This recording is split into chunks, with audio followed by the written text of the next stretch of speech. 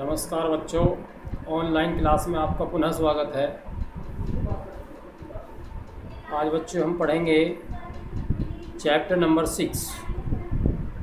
तो एसएसटी के जितने भी बच्चे हैं वो अपनी बुक निकालेंगे और हमारे साथ अध्ययन करेंगे, ध्यान देंगे। अभी चैप्टर नंबर 6 है बच्चों, जल मंडल। आप भली भांति परिचित हैं जल से। कहा भी गया है बच्चों, जल ही जीवन है।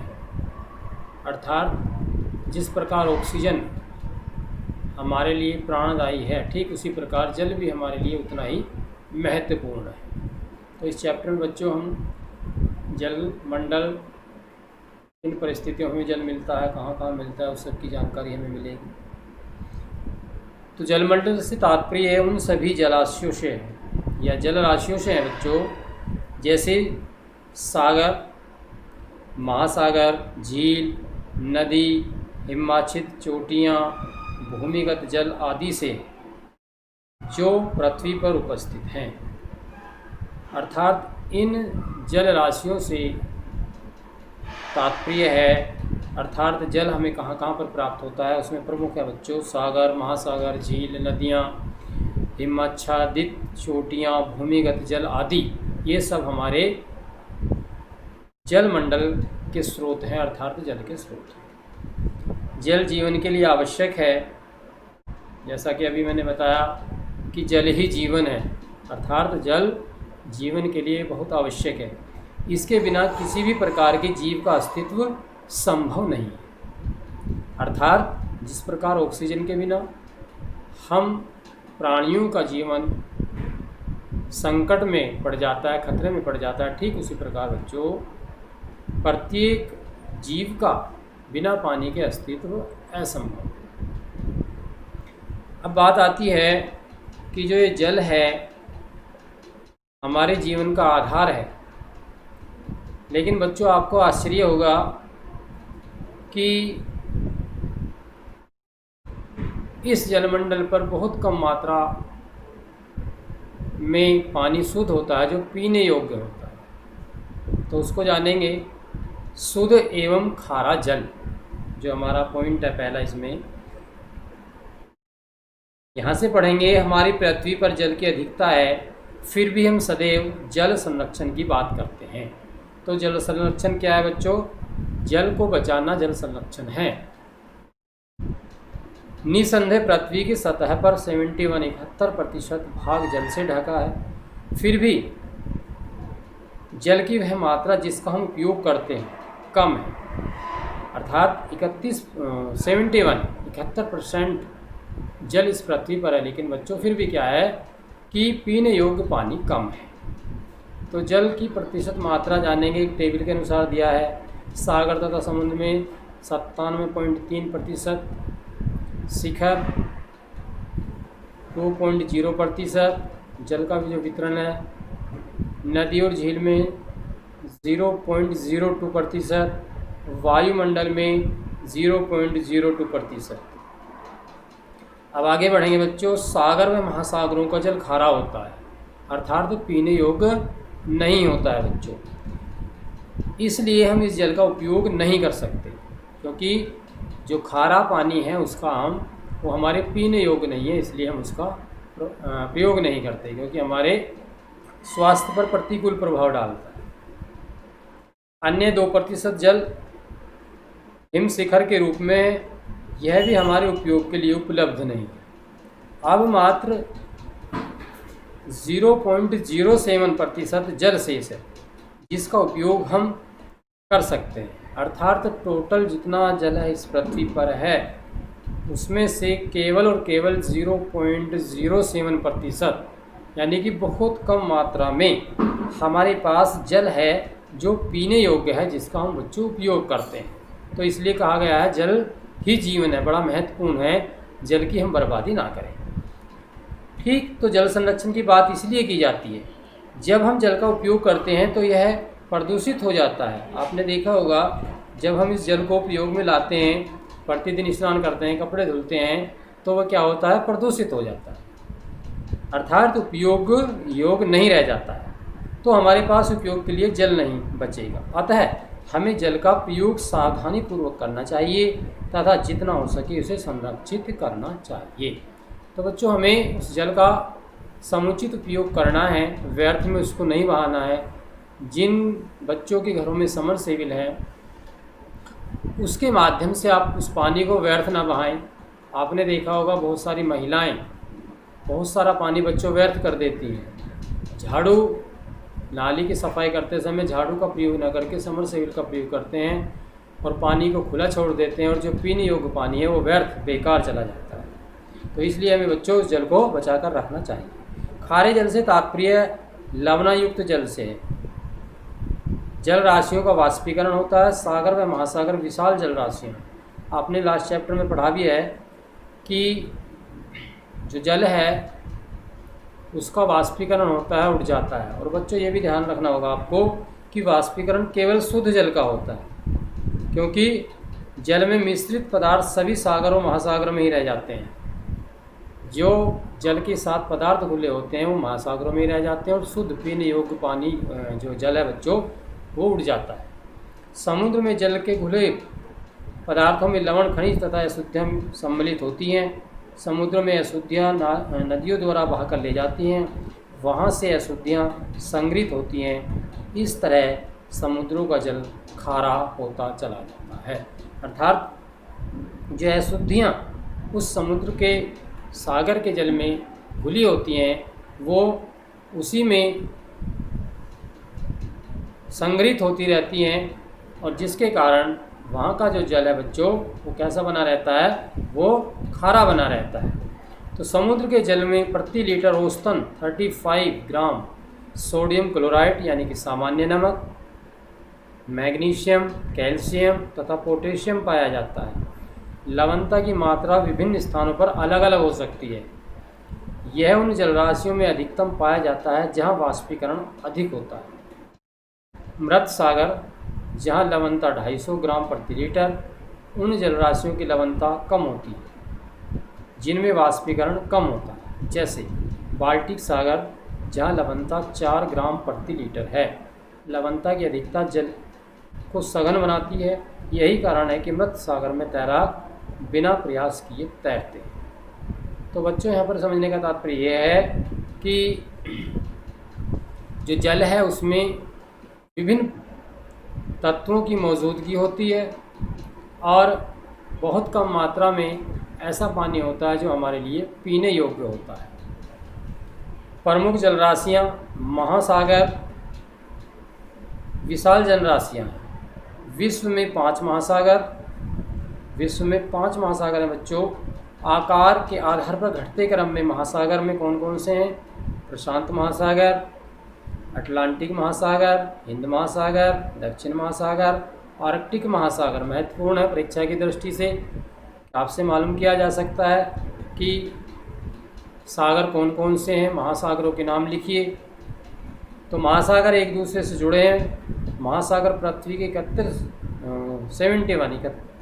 71% भाग में फैले हुए हैं। महासागरीय जल बहुत सी छोटी जलराशियों जैसे समुद्र, गल्फ, खाड़ी के रूप में छितरा हुआ होता है। आगे बच्चों है महासागरों या जल तथा उसका वितरण। तो समुद्र के किनारे भ्रमण करना बहुत ही मनमोहक लगता है। समुद्र के किनारे क्या है बच्चों, जब आप जाएंगे तो आपको बहुत वहाँ का जो दृश्य है बड़ा ही सुंदर लगता है। क्यों लगता है? यहाँ पर लहरें उठती हैं, पवनें बहती हैं और आपकी आंखों के सामने विस्तृत जल दूर क्षेत्र तक दिखता है। एक सुहावना दृश्य आपको वहाँ पर बच्चों दिखाई देता है, क्योंकि वहाँ पर लहरें उठती हैं, कभी ऊपर कभी नीचे गिरती हैं, साथ ही साथ मंद मंद पवन बहती है और जल आपको दूर तक नज़र आता है। तो इसके कारण हमें वहाँ का जो दृश्य है बच्चों बहुत ही सुहावना लगता है। कभी समुद्र कभी स्थिर नहीं होता है, कभी जल बच्चों ऊपर उठता है तो कभी नीचे गिरता है। यह सदैव गतिमान रहता है। सागर के जल की गति में बहुत से कारक सहयोग करते हैं। दो विभिन्न स्थानों के मध्य तापमान व लवणता की भिन्नता, पवनें आदि महासागर के जल की गति को विस्तृत रूप से लहरों, ज्वार तथा धाराओं के रूप में वर्गीकृत किया जा सकता है। तो महासागर के जल की प्रमुख 3 गतियाँ हैं, लहरें, ज्वार और धाराएं। तो इस प्रकार महासागरीय जल का बच्चों वितरण किया जाता है। आगे का टॉपिक है बच्चों लहरें। लहरें क्या हैं उसे जानेंगे। महासागर जल से आच्छादित एक खुला क्षेत्र है जहाँ पवनें बिना रुकावट के बहती हैं। ये जल को अपनी दिशा में बहने की ओर धकेलती हैं। इसके परिणाम स्वरूप जल ऊपर व नीचे उठता है। तो क्या है कि जो जल है, पवनें उस जल को अपनी ओर धकेलती हैं, जिसके कारण जल ऊपर और नीचे उठता है, गिरता है। आपको यह जानकर आश्चर्य हो सकता है, जल कण वायु के साथ गति नहीं करते, ये मात्र उठते हुए गिरते हैं। तो जल के जो कण हैं बच्चों, वो वायु के साथ नहीं गति नहीं करते, इधर उधर चलते नहीं हैं, बल्कि ये क्या करते हैं, मात्र ऊपर को उठते हैं और नीचे को गिरते हैं। और यही उनकी गति जो है लहरों का रूप होती है। इसको लहर की गति कहते हैं या लहरें कहते हैं, जो स्थानांतरित होती हैं। महासागर अथवा सागर में लकड़ी का एक टुकड़ा लीजिए, आप देखेंगे जब उसको आप उसमें डालेंगे पानी में, तो आपको क्या लगेगा, यह लहरों के साथ ऊपर और नीचे उठता है, लेकिन रहता वहीं है, आगे नहीं बढ़ता, यह गति नहीं करता, अपने स्थान पर ऊपर और नीचे होता रहता है। वायु जल के विभिन्न भूकंप, तापमान आदि कारकों पर 2 प्रकार की लहरें होती हैं बच्चों, ज्वार और भाटा। लहरें तटवर्ती स्थानों से टकराती हैं। तीव्र लहरें भारी हानि का कारण हो सकती हैं। सुनामी लहरें, जो उच्च ज्वार लहरें होती हैं, तटवर्ती स्थानों पर भारी विनाश करती हैं। आपने सुनामी का नाम बच्चों सुना होगा। तो जब ये आती हैं तटवर्ती स्थानों पर तो भारी विनाश करती हैं, भारी जान और माल का नुकसान होता है। आगे है भूमिगत भूकंप, ज्वालामुखी का फटना, जिसको आप पहले पढ़कर आए हैं। भूमिगत भूस्खलन सुनामी के कारण हो सकते हैं, अर्थात भूकंप का आना, ज्वालामुखी विस्फोट, प्लेटों का खिसकना, ये सब क्या है, ये सुनामी के कारण हो सकते हैं बच्चों। इनमें भारी मात्रा में जल का स्थान परिवर्तन होता है, जिस कारण उच्च ज्वार आते हैं। सामान्यतः उच्च ज्वार 15 मीटर से अधिक ऊंचाई पर नहीं उठते और ये इतने शक्तिशाली होते हैं कि छोटे जहाज़ों व नावों को पलट सकते हैं, है ना। तो जो जहाज़ हैं और नावें हैं, उनको भी ये पलट देते हैं। उच्च ज्वार बहुत अधिक विनाशकारी होते हैं। अतः अब तक यह मापा गया है कि सबसे ऊंचा ज्वार 150 मीटर ऊंचा था। तो इस प्रकार आप कह सकते हैं, कल्पना कर सकते हैं कि जो ज्वार हैं ये जहाज़ों निकटवर्ती क्षेत्रों को कितनी हानि बच्चों पहुँचाते होंगे। तो सुनामी 500 से 800 किमी प्रति घंटे की तीव्रता से गति कर सकती है। यह अपनी शक्ति में बिना किसी गिरावट के 1000 मीटर तक गति कर सकती है। इसकी गति में ऊंचाई साथ मिलकर महाविनाश लाती है। पूर्व चेतावनी प्रणाली द्वारा सुनामी में हुए विनाश को कम किया अथवा रोका जा सकता है। तटवर्ती क्षेत्रों में पेड़ों को लगा कर अथवा तटवर्ती बसे गांवों को कस्बों के चारों ओर ऊंची दीवारें बनाकर प्रभावी उपाय किए जा सकते हैं। अर्थात उन सुनामी से बचने के लिए अधिक से अधिक तटवर्ती क्षेत्रों पर पेड़ पौधे लगाए जाएं और पास के ग्रामीण क्षेत्रों के चारों तरफ ऊंची ऊंची दीवारें बनाकर शायद कुछ उस प्रकोप को कम किया जा सकता है बच्चों। तो एक प्रकरण है 2004 का, सुनामी आई थी, बड़ी भयानक, उसके बारे में पढ़ेंगे कब ये घटना घटित हुई, कितने लोग मारे गए। तो इसमें 26 दिसंबर 2004 को सुमात्रा के पश्चिमी सीमा पर एक भूकंप आया, जिसकी तीव्रता रिक्टर पैमाने पर 9 थी बच्चों, 9.0 थी। भूकंप का कारण भारतीय प्लेट का बर्मा प्लेट के नीचे आना था, जिससे समुद्र तट में एक आकस्मिक गति प्रारंभ हुई। इस गति से समुद्र तट अपने स्थान से हट गया और धंस गया। इसलिए सागर के जल की बड़ी अधिक मात्रा में रिक्तता को भरने के लिए और उस पर बही, इसी कारण दक्षिण तथा दक्षिण पूर्व एशिया के तटों से जल इस ओर आया। इस रिक्तता को भरने के बाद जल की बड़ी मात्रा तटों की ओर वापस आई, जिसकी गति 800 किमी प्रति घंटा थी। लगभग 800 किमी प्रति घंटा जल की गति थी, जो बहुत तेज़ होती है बच्चों। तो इस गति के मुकाबला हेलीकॉप्टर व तीव्रतम रेलगाड़ियों से भी नहीं कर सकते। अर्थात इतनी तेज़ गति थी कि शायद रेलगाड़ियाँ और हेलीकॉप्टर भी उस तीव्र गति से बच्चों ना दौड़ पाए। ऐसी भयंकर गति के साथ सुनामी ने दक्षिण पूर्व एशिया के देशों के तटीय क्षेत्रों को विनाश कर दिया। इसमें हिंद महासागर के कुछ द्वीप पूर्णतः जलमग्न हो गए। श्रीलंका, भारत व दक्षिण पूर्व एशियाई देशों को सुनामी ने बहुत बुरी तरीके से बच्चों प्रभावित किया था, अर्थात नुकसान पहुंचाया था। ऐसा अनुमान लगाया जाता है कि इस सुनामी में विभिन्न देशों के लगभग 3,50,000 बच्चों लोग मारे गए। विशाल क्षेत्र बाढ़ग्रस्त हो गया। तटवर्ती स्थानों के मैदान व इमारतें नष्ट हो गई, यानी कि चारों ओर तबाही तबाही का मंजर था। मरने वालों की संख्या में बढ़ोतरी के प्रारंभिक कारणों में से एक लोगों की जिज्ञासा थी। जब तट से जल भूकंप के कारण आई रिक्तता को भरने के लिए बहा, तो लोग ऊंचे स्थानों में जाने के बजाय उस अद्भुत चमत्कार को देखने के लिए तटों पर एकत्र हो गए। वे नहीं जानते थे कि सुनामी की गति इतनी तेज हो।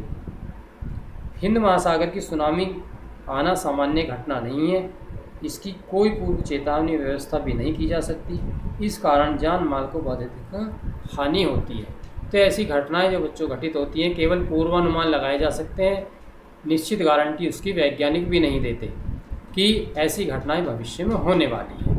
तो इस प्रकार जो बच्चों है सुनामी यानी कि प्राकृतिक जो आपदाएं समय समय पर आती रहती हैं, वो हमें भारी नुकसान पहुंचाती हैं। तो इस प्रकार हमारा आज का जो यहाँ तक का टॉपिक था बच्चों पूर्ण होता है। नए टॉपिक में हम पढ़ेंगे ज्वार भाटा। धन्यवाद।